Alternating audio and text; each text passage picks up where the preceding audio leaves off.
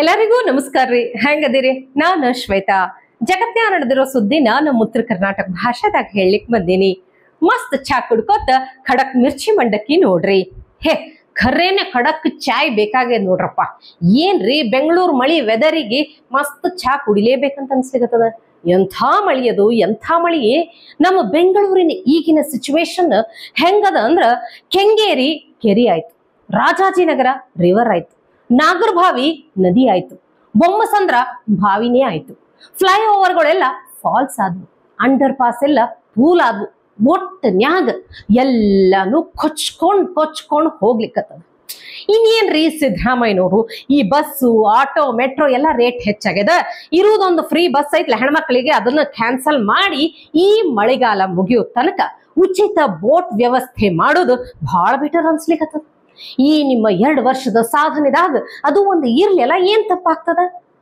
ಬಿಡ್ರಪ್ಪ, ಅದ್ ಏನು ಸಾಧನೆನೋ ಏನೋ ದೇವ್ರಿಗೆ ಗೊತ್ತು.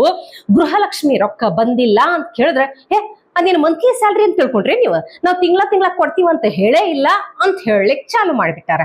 ಖರೆ ಅದ ಬಿಡ್ರಿ, ತಪ್ಪೆಲ್ಲ ನಮ್ಮ ಮಂದಿ ಅದ ರೀ ಓಟ್ ಹಾಕಿದವ್ರದ್ದು. ಸಿದ್ದರಾಮಯ್ಯನವ್ರು ಕೊಟ್ಟಂತಹ ಗ್ಯಾರಂಟಿಗಳ ಬಗ್ಗೆ ನಮ್ಮವರು ಸರಿಯಾಗಿ ಅರ್ಥನೇ ಮಾಡ್ಕೊಳ್ಳಿಲ್ಲ, ಸರಿಯಾಗಿ ತಿಳ್ಕೊಳಕ್ಕೆ ಹೋಗ್ಲಿಲ್ಲ. ಅದೇ ನೋಡ್ರಿ ದೊಡ್ಡ ಪ್ರಾಬ್ಲಮ್ ಆಗಿದ್ದು. ಈ ಶಕ್ತಿ ಯೋಜನೆ ಅಂದ್ರ ಖರೆ ಅರ್ಥ ಏನ್ ಗೊತ್ತಾ? ಫ್ರೀ ಬಸ್ ಅಂತ ತಿಳ್ಕೊಂಡ್ರೆ ನೀವ? ಅಲ್ರಿ, ಇದು ನೋಡ್ರಿ ಶಕ್ತಿ ಯೋಜನೆ ಅಂದ್ರ ಗೊತ್ತಾಗ್ತದ ನಿಮ್ಗ.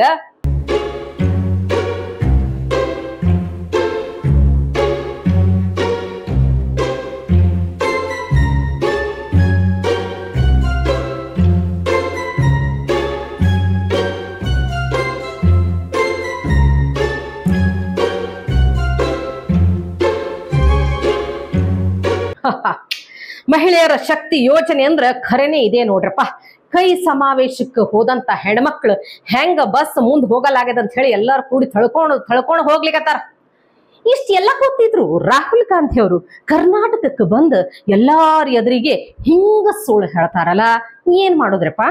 हमारा पहला वायदा, पहली गारंटी गृह लक्ष्मी 2000 रुपए प्रति महीना 1 करोड़ महिलाओं को। आज मैं खुशी से कह सकता हूं कि करोड़ों महिलाओं के बैंक अकाउंट में कर्नाटका की सरकार ये पैसा डालती है। ಇದು ಆದ್ರೂ ಓಕೆ ಅನ್ಕೋಬಹುದಪ್ಪ, ಸ್ವಲ್ಪ ತಡ್ಕೋಬಹುದು ಅನಿಸ್ತದ. ಇನ್ನ ಒಂದು ಸುಳ್ಳು ಹೇಳಿದ್ರ ನೋಡ್ರಿ ನಮ್ಮ ರಾಹುಲ್ ಗಾಂಧಿ ಅವರು, ನಮಗ್ ಶಾಕ್ ಆಗ್ಬಿಡ್ತು. ಎಂಥ ಸುಳ್ಳು ಅಂತೀನದ.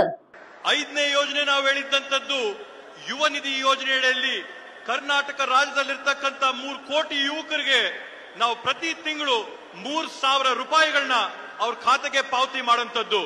ಯಪ್ಪ ಖರೇನೆ ನನಗಿದು ಡೈಜೆಸ್ಟ್ ಆಗಲಾಗ್ಯದ್ರಿ, ಅರ್ಗಲಾಗ್ಯದಿದು. ದಯವಿಟ್ಟು ಈಗ ಕೇಳೋಣ ಅಂತಂದ್ರ ರಾಹುಲ್ ಗಾಂಧಿ ಅವರೇನೆ ನಮ್ ಕೈಗೆ ಸಿಗ್ತಾರ?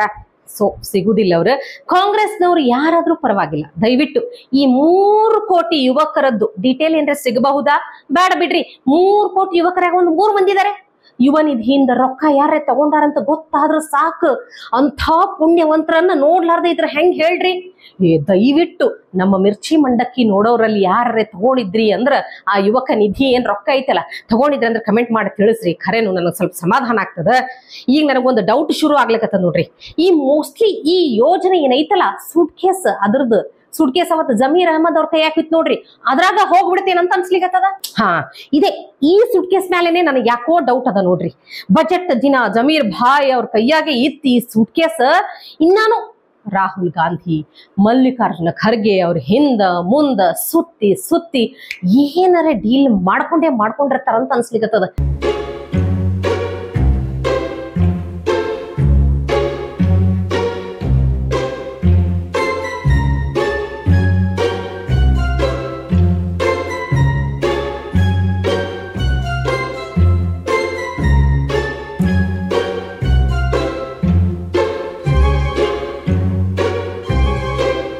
ಅದೇ ಸೂಟ್ ಕೇಸ್ನಾಗ ಎಷ್ಟೋ ಯೋಜನೆಗಳು ಹೋಗ್ಯಾವೋ ಏನೋ ಯಾರಿಗ್ ಗೊತ್ತ್ರಿ.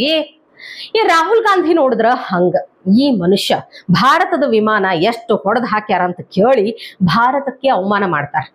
ಅಲ್ಲ, ಈ ಭಾರತ ಪಾಕ್ ಯುದ್ಧದಾಗ ಕಾಂಗ್ರೆಸ್ನವ್ರು ಏನರಿ ಈ ಪಾಕಿಸ್ತಾನದ ಸ್ಪೋಕ್ಸ್ ಪರ್ಸನ್ ಆಗ್ಲಿಕ್ಕೆ ಹೊಂಟಾರೇನಂತ ಅನ್ಸ್ಲಿಕ್ಕತ್ತದ. ಹೆಂಗ್ ಹೇಳ್ರಿ? ಯಾವಾಗ ನೋಡಿದ್ರು ನೀವು ಬೇಕಿದ್ರ ಅವ್ರನ್ನೇ ಹೊಗಳ್ಕೊಂತಿರ್ತಾರ. ಇನ್ನು ಕರ್ನಾಟಕದ ವಿಷಯಕ್ಕೆ ಬಂದಿವಿ ಅಂತ ತಿಳ್ಕೋರಿ. ಮಲ್ಲಿಕಾರ್ಜುನ ಖರ್ಗೆ ಸಾಹೇಬ್ರು ಇದು ಯಾವುದೋ ಸಣ್ಣ ಪುಟ್ಟ ಯುದ್ಧ ಅಂತ ಆರ್ಮಿಯನ್ನೇ ನೆಗ್ಲೆಕ್ಟ್ ಮಾಡಿ ಮಾತಾಡ್ತಾರೆ. ಹೆಚ್ಚು ಕಡಿಮೆ ಚುಟ್ಪುಟ ಯುದ್ಧಗಳು ನಡೆದಿವೆ ಅಥವಾ ನಮ್ಮ ಪಾಕಿಸ್ತಾನ ವಿರುದ್ಧ ನಾವೇನು ಘರ್ಷಣೆ ಮಾಡ್ತಾ ಇದ್ದೇವೆ, ಚುಟ್ಪುಟ ಯುದ್ಧಗಳು ನಡೆದಿವೆ ಅಥವಾ ನಮ್ಮ ಪಾಕಿಸ್ತಾನ ವಿರುದ್ಧ ಇದು ಚಿಕ್ಕ ಪುಟ್ಟ ಯುದ್ಧ ಅಂತ ಆಮೇಲೆ ನೋಡಿದ್ರೆ ಕೇಳಿದ್ರೆ ಖರ್ಗೆ ಅವರ ಮನಸ್ಸಿನಾಳದ ಮಾತು ಹೆಂಗ್ ಹೊರಗ್ ಬಂದ್ ಬಿಡ್ತಂತ ಹೇಳಿ ನಮ್ ಪಾಕಿಸ್ತಾನ ಅಂತ ಹೆಮ್ಮೆಯಿಂದ ಹೇಳ್ಕೊತಾರ.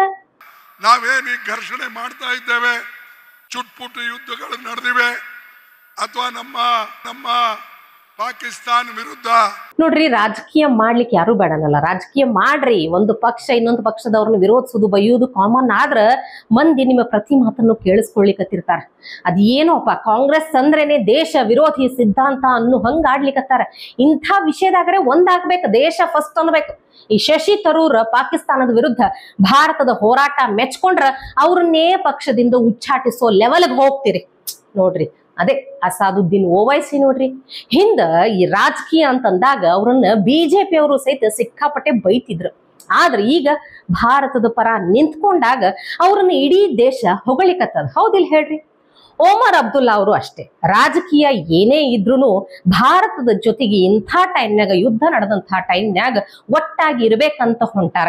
ಅವ್ರನ್ನೆಲ್ಲ ನೋಡ್ಯಾರೆ ಸ್ವಲ್ಪ ಕಲ್ಕೋರಪ್ಪ, ಒಂದು ಪುಣ್ಯ ಬರ್ತದಂತ ಅನ್ಸ್ಲಿಕ್ಕದ ನೋಡ್ರಿ. ಇವತ್ತಿಗೆ ಸುದ್ದಿ ಸಾಕಲ್ಲ, ನಾಳೆ ಇಂಥವೇ ಮತ್ತೊಂದಷ್ಟು ಸುದ್ದಿ ತರ್ತೀನಿ. ಚಹಾ ಇಟ್ಕೊಂಡು ಮಿರ್ಚಿ ಮಂಡಕ್ಕಿ ನೋಡ್ಲಿಕ್ಕೆ ಕಾಯ್ಕೊಂಡಿರ್ರಿ. ಟಿವಿ ವಿಕ್ರಮ, ದೇಶ ನಿಮ್ಮ ಕೈಯಲ್ಲಿ. ಈ ಕಾರ್ಯಕ್ರಮ ನಿಮಗೆ ಇಷ್ಟ ಆಗಿದ್ದಲ್ಲಿ ಲೈಕ್, ಶೇರ್ ಹಾಗೂ ಕಮೆಂಟ್ ಮಾಡಿ. ಟಿವಿ ವಿಕ್ರಮದ ಕಾರ್ಯಕ್ರಮಗಳನ್ನು ನಿರಂತರವಾಗಿ ವೀಕ್ಷಿಸಲು ಸಬ್ಸ್ಕ್ರೈಬ್ ಮಾಡಿ, ಬೆಲ್ ಐಕನ್ ಒತ್ತಿ.